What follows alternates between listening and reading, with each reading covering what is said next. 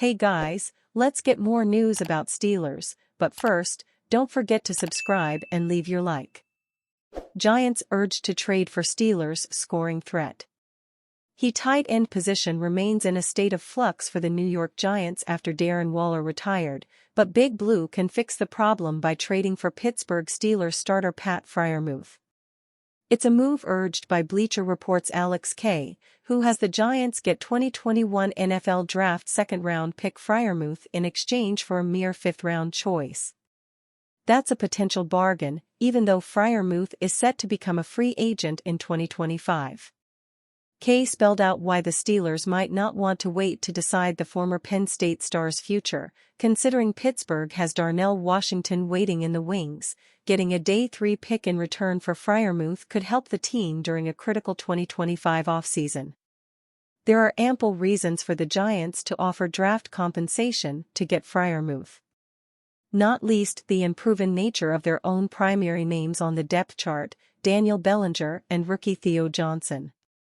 As Kay put it, while Bellinger has caught 55 balls for 523 yards and 2 scores over his first 2 NFL seasons and Johnson flashed some scoring chops at Penn State with 7 touchdowns in 2023, there is a clear lack of pass-catching talent on this roster.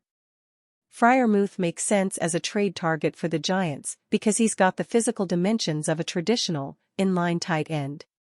The 6'5", 258-pounder also has the move skills to be the roving receiver the Giants need at the position.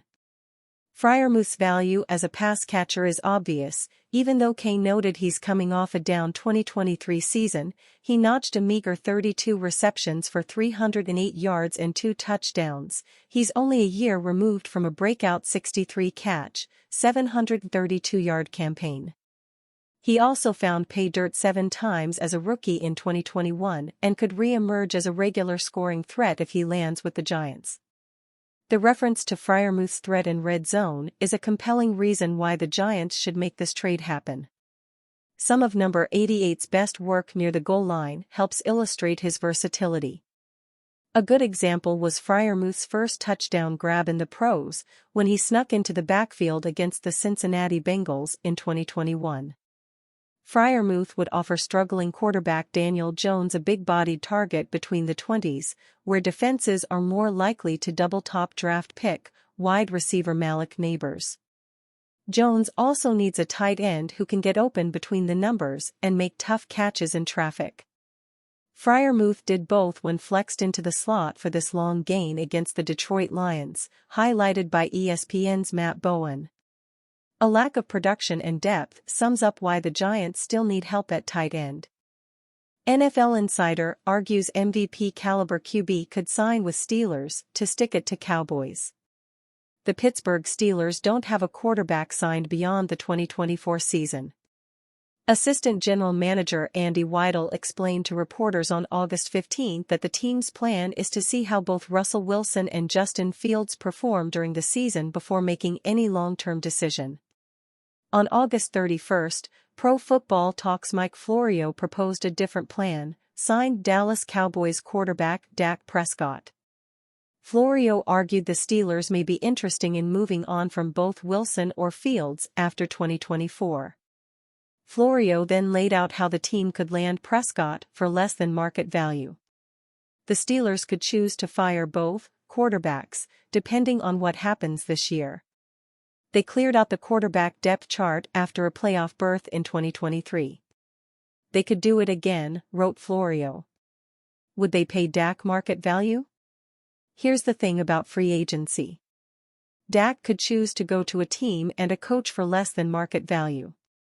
After having Jerry Jones try to persuade him for years to take less than he could get elsewhere, Dak could stick it to the Cowboys by choosing to take less from one of their biggest AFC rivals. Prescott, who finished second in MVP voting last season, will be an unrestricted free agent in March. Whether the Steelers express interest in Prescott completely depends on how Wilson and Fields perform this season. When the team first added each quarterback this offseason, the Pittsburgh Post-Gazette's Jerry Dulac suggested either one could land an extension before the season. That hasn't happened, though, and Weidl indicated in the middle of August that the team is comfortable waiting to see how 2024 goes. Wilson will begin the season as the starter. But if he doesn't perform or the team doesn't win, pundits are likely to push for Fields to enter the lineup.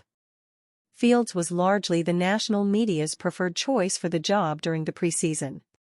In Florio's hypothetical, the Steelers would have to bench Wilson for Fields. Then, Fields would have to struggle too. That's certainly possible. Wilson hasn't registered a winning record since 2020, and Fields is 10-28 as an NFL starter. Both quarterbacks have struggled with sacks the past 3 years.